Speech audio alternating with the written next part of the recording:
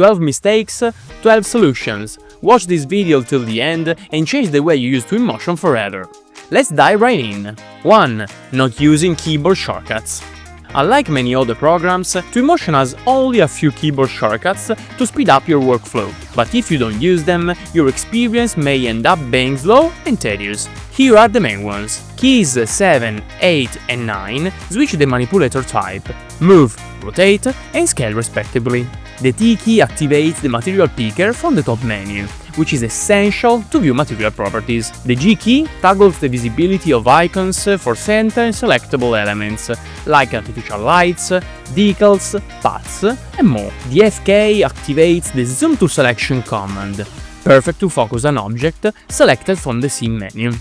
If needed, go to Help, Shortcuts to download a PDF with all the keyboard commands you can use in Twinmotion. 2. Downloading textures from Google. When creating new materials, many users download textures directly from Google Images, forgetting that most of these images have poor graphic quality and resolution and aren't seamless, so once applied, they repeat in a very noticeable and annoying way. To avoid this, only download texture from specialized websites like Polyven, Ambient CG, Texture Can, or 3D Textures. All the textures from these sites are rendering ready and will always guarantee great quality. 3. Not using artificial lights and emissive materials together. Too often I see renders where a room is lit only by artificial lights, completely ignoring emissive materials. The result? A lit scene with light source that looks switched off. To avoid visual inconsistency, always apply an emissive material to the surface from which the light is supposed to come. Only then the result will look believable. 4. Not using the user library. Every time you import a 3D model or material from the web, make it an habit to save it in your user library after customizing it. That way, in your future projects, adding assets will be super fast and you won't waste time looking for them again. Some time ago, I made a video explaining how to download part of my user library. You'll find a link in the description if you want to check it out. 5. Not using Megascan. Speaking of materials, too many users neglect the massive potential of Megascan, a totally free library in Twinmotion that offers high-quality 3D models and materials. Among the materials, you'll find stunning parquet textures, amazing metals with hyper-realistic normal roughness maps, concrete textures so detailed you can almost feel them just by looking, and much more. They are not super easy to preview inside Twinmotion, but if you use Megascan website, you can browse all the previews and then download your chosen asset directly in Twinmotion. As for 3D models, the variety is enormous. Hyper-detailed plants, table food worthy of royal banquets, urban props that bring streets to life, and so on. And what about decals? Well, let's see them in the next point. 6. Not using decals. Decals are the final touch before rendering because they give surfaces a sense of reality. Walls, floors, streets, none of them are perfect. Use decals to enrich your project with details, no matter the type of scene. Twinmotion's built-in library has a good selection, but Megascan offers a goldmine of options. My favorites are the leakage decals, because they instantly add realism to any exterior wall. 7. Manually moving objects. If you select an object and move it manually within the scene, here is a trick that can save you a tons of time. Move the camera to the target location, make sure the object is still selected, then hold Shift and left-click on the destination surface, and voila! The object snaps to that point aligned to the surface normal. This trick works with anything, even lights and decals. 8. Customizing the whole project. We've all done it.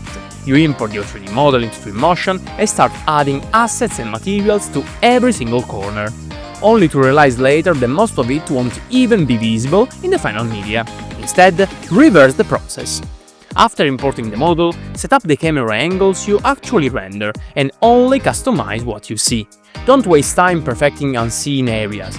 Focus only what matters for your output. 9. Not blocking the horizon. There is a big difference between these two scenes, and it's obvious. The horizon should always be blocked to avoid unrealistic effect in the final render. And you have many options. The first one is by using an HDRI backdrop to wrap your scene into a realistic 360 degrees environment. The second is by placing a simple white surface behind your project for a dreamy look. And finally, simply add 3D assets like vegetation or buildings to create a believable background. Whatever method you choose, just don't leave the horizon visible. 10. With Lumen, don't increase final quality. When setting up your final media, especially if you don't have a high-end GPU, it's best to work with Lumen's default settings. But before exporting, make sure all rendering settings are maxed out.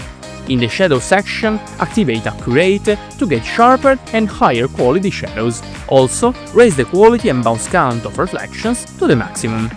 This greatly improves the realism of your final output. Now you're ready to render with the Lumen engine. 11. With Path Tracer, avoid random sample values. When setting samples per pixel, always use powers of 2, 256, 512, 1024, and so on. These are optimized for CPUs and GPUs, reduce noise more efficiently, and work better with denoising filters. Using random values like 1000 or 2000 might lead to inconsistent results and wasted resources. I usually use 64 samples per pixel for quick exports and 512 or 1024 for final renders. 12. Not being enrolled in the Twinmotion Masterclass. The final big mistake is not being part of the Twinmotion Masterclass, a training portal where you find detailed lessons of everything Twinmotion can do, along with dozens of gigabytes of downloadable educational content, including my full library of 3D models and materials. To sign up, click the link in the description. Thank you very much for watching this video to the very end and for being part of my community. I strongly ask you to leave a comment with the topic you would like me to cover in the next video, as you've always been my source of inspiration. That said, I wish you a good day or evening and see you very soon. Ciao!